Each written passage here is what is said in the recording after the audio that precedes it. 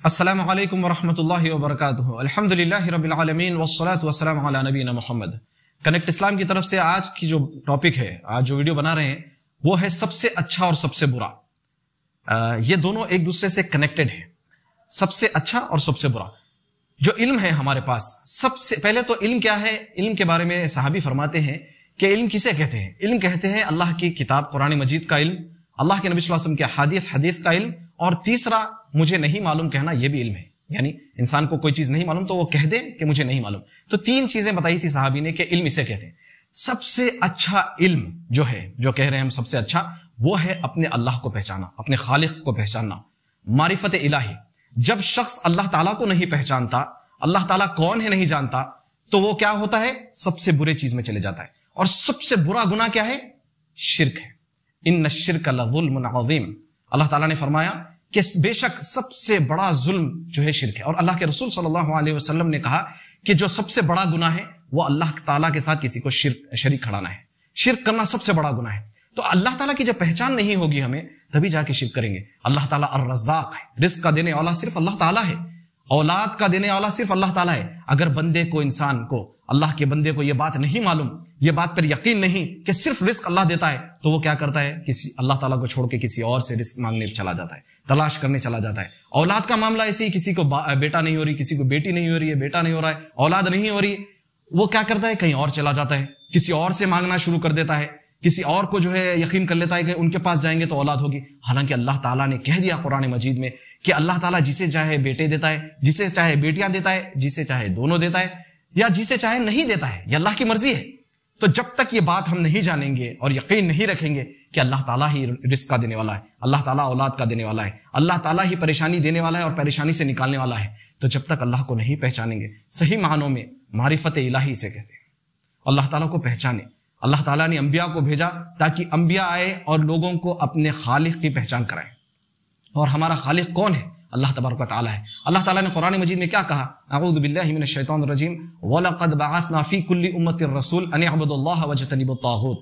اللہ تعالیٰ نے امتوں کی طرف رسولوں کو بھیجا تاکہ اللہ کی عبادت کی طرف بلایا جائے اور طاغوت کی عبادت سے روکا جائے۔ اللہ کی عبادت کی آپ سے بھی کہا جاتا ہے کہ لا الہ الا اللہ، نہیں کوئی معبود برحق سوائے اللہ تعالیٰ کے۔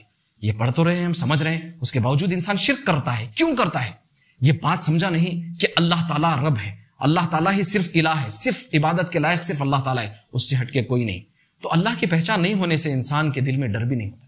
اگر آپ کو اللہ کی پہچان ہو، اللہ کا عذاب، اللہ تعالیٰ سخت عذاب دینے والے ہیں، یہ بات پر یقین ہو جائے، تو انسان تنہائی میں اکیلے میں گناہ بھی نہیں کرتا۔ اللہ تعالیٰ رحم کرنے والے، اللہ تعالیٰ معاف کرنے والے ہیں، تو اللہ تعالیٰ سے اس کی امید ہٹتی نہیں ہے، وہ امید بھی رکھتا ہے چاہے میرے کتنے بھی گناہ ہو، اللہ تعالیٰ ہمیں معاف کرے گا، کیونکہ اللہ غفار ہے، غفور رحیم ہے۔ ویسے ہی اللہ تعالیٰ آپ کو کیا کیا عطا کرتے ہیں، کتنے آپ گناہ کرتے ہیں، اس کے باوجود اللہ تعالیٰ آپ کو دے رہے ہیں، اس کے باوجود اللہ تعالیٰ آپ کو نکال کر جنت میں ڈالنے کے لیے تیار ہے۔ تو اس سے کیا ہوگا؟ جب یہ بات معلوم ہوگی اپنے الہ کے بارے میں، اللہ کے بارے میں، اللہ سے محبت پیدا ہوگی، اور جب اللہ کی محبت دل میں آئے گی، اللہ پر یقین آئے گا، اللہ کا خوف آئے گا، تو پھر جب جا کر ہماری عبادت میں مزہ آئے گا، عبادت کے لیے ہماری تڑپ ہوگی۔ ورنہ کیا ہوگا؟ ایک روٹین کے طور پر ہماری عبادت ہو رہی ہے، چاہے آپ قرآن مجید پڑھیں، چاہے آپ نماز پڑھیں، لیکن وہ تڑپ، وہ محبت، وہ خوف رہے گا، تو پھر ہماری نماز نبی صلی اللہ علیہ وسلم کی نماز کے جیسی ہوگی، صحابہ کرام کے جیسی نماز کیسی ہوگی۔ اب آپ اللہ کا ذکر کرتے ہیں، اللہ تعالیٰ پاک ہے، سبحان اللہ، الحمدللہ، تعریفیں اللہ کی ہیں، لیکن آپ کو اللہ تعالیٰ کے بارے میں معلوم نہیں، تو ایسے ہی ہوگا اگر میں آپ کو کہوں کہ آپ سعودی عرب میں ایک بروسٹ ملتا ہے البیک نام سے، البیک بہت اچھا ہے، اور میں آپ کو کہوں کہ آپ اچھا ہے کہیں، آپ بولیں گے بھائی ہم کھائے نہیں، ہم کو معلوم ہی نہیں کہ تو ہم کیسے کہیں؟ ایسے ہی ہے نا، جو چیز کے بارے میں آپ کو معلوم نہیں کہے کیسے؟ ویسے ہی اگر آپ ذکر تو کرتے، نیکی بھی انشاءاللہ اللہ دینے والا ہے، لیکن آپ کو معلوم نہیں کہ اللہ تعالیٰ کی ذات پاک ہے، ساری خرابیوں سے، ساری خامیوں سے، ساری برائیوں سے پاک ذات اللہ کی ہے۔ جب معلوم رکھیں گے، دل دماغ سے آپ کو ایکسپٹ کریں گے اس چیز کو، پھر آپ سبحان اللہ کہیں گے، تو پھر بات ہوگی، پھر دل سے نکلے گی، پھر آنکھوں سے آنسو جائیں گے، وہ سوچ کر اللہ کو یاد کر کر۔ تو ہم ہمارے سارے دیکھنے والوں سے یہی ریکویسٹ کریں گے کہ آپ کے پاس وقت ہے اسکول کا، کالج کا، دنیا کا پڑھنے کے لیے، آپ 8 گھنٹے 10 گھنٹے نکالتے ہیں، اور جو بھائی علم حاصل کر رہے ہیں، ماشاءاللہ آپ ایگزامس لکھ رہے ہیں، آپ سرٹیفکیٹس لے رہے ہیں، نوجوان الحمدللہ کورسز ہوتے ہیں، توحید کے بارے میں جانتے ہیں، الوہیہ، ربوبیہ، اسماء و صفات، عقیدہ پڑھ رہے ہیں، یہ تمام چیزیں پڑھ رہے ہیں، آپ کو سرٹیفکیٹ مل رہا ہے، لیکن اگر اللہ تعالیٰ کے بارے میں صحیح معرفت نہیں ہے تو پھر یہ جو ہے فائدہ تو دے گا لیکن جس طریقے سے فائدہ ملنا ہے وہ نہیں ملے گا. تو چاہیے ہم کو کہ آپ اللہ تعالیٰ کو پہچانیں، اپنے رب کو جانیں. اور ہم آپ سے یہی کہیں گے کہ آپ سے ایک سوال ہے، آپ یہ سوال اپنے آپ سے کریے کہ دن میں آپ کتنا وقت نکالتے ہیں دنیا کے کاموں کے پیچھے. عبادت کے لیے بھی نکالتے ہوں گے لیکن اللہ اپنے خالق کو پہچاننے کے لیے کتنا وقت نکالتے ہیں آپ کے پاس کتنا ٹائم ہے؟ آپ اللہ تعالیٰ کو پہچاننے کے لیے کوشش کیے ہیں کبھی؟ اللہ کے رسول صلی اللہ علیہ وسلم غار ہرا چلے جاتے اوپر اور جا کر کیا کرتے؟ فکر میں رہتے، غور و فکر میں رہتے رب کو پہچاننے کی. تو یہ تو کام ہے. امام الغزالی رحمۃ اللہ علیہ بھی یہی کہتے ہیں کہ انسان کے پاس اگر تمام چیزوں کا اگر سے علم ہے لیکن وہ اللہ کو نہیں جانتا، اپنے خالق کا علم نہیں ہے اس کے پاس، تو پھر اس کے پاس جو ہے کوئی حکمت نہیں، وہ وزڈم نہیں، وہ وائز انسان نہیں ہے، وائز پرسن نہیں ہے.